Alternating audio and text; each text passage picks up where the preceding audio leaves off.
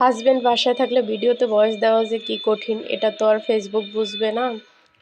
যাই হোক, আসসালামু আলাইকুম, কেমন আছেন সবাই? আল্লাহর রহমতে ভালো আছি আলহামদুলিল্লাহ।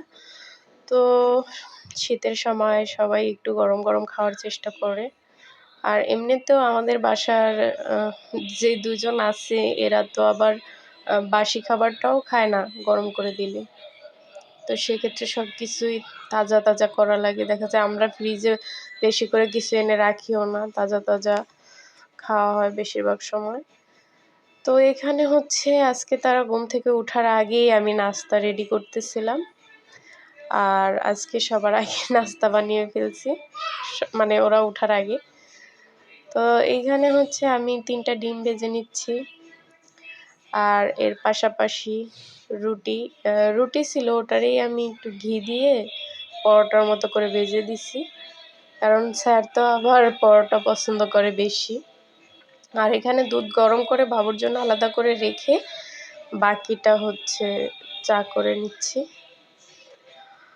আর এই তো চা করার জন্য দুধটা একটু ঘন করে নিচ্ছি পাউডার দুধ দিয়ে, কারণ দুধ চা ঘন না হলে আমার কাছে মজা লাগে না।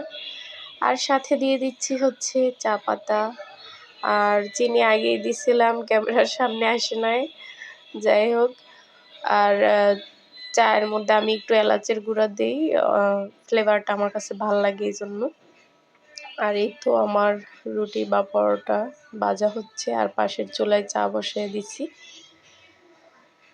আর ঠান্ডার সকালবেলা উঠতে খুবই কষ্ট হয়, কিন্তু কিছু করার নাই। বাবু না হলে হয়তো এতটা কষ্ট করতে হতো না, বাবুর জন্যই কষ্টটা হচ্ছে বেশি। ব্যাপার না, এটাও আমি এনজয় করি। আর এই তো আমাদের নাস্তা রেডি হয়ে গেল। আর ওই যে দেখছেন 2টা কার্টুন, ওই 2টা সাথে সাথেই থাকে, কারণ ওই 2টা ছাড়া মানে ওদেরকে বাবু মনে করে। বাবু নিজে যে একটা বাবু সেটা জানে না, ওদেরকে বাবু মনে করে, ওদেরকে খাওয়াবে, সাথে সাথে ঘুম পড়াবে, এই আর কি। আর এই তো নাস্তা শেষে একটু ব্যালকনিতে চলে গেলাম আমার গাছগুলো দেখার জন্য। এই যে 10টার ফুল চারা নাকি এগুলা লাগিয়ে রাখছি, বড় হয় না কিছু না, কচু। যাই হোক, এই যে লাউ চারাগুলা মাটি দিয়ে বসায় দিছি সবগুলো।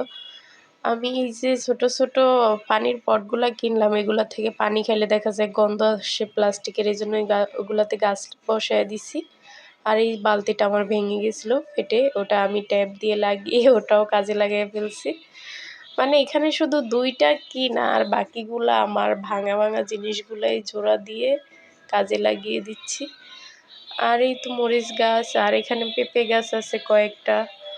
আর কেমন লাগলো এই ভিডিওটা সবাই কমেন্টে জানাবে।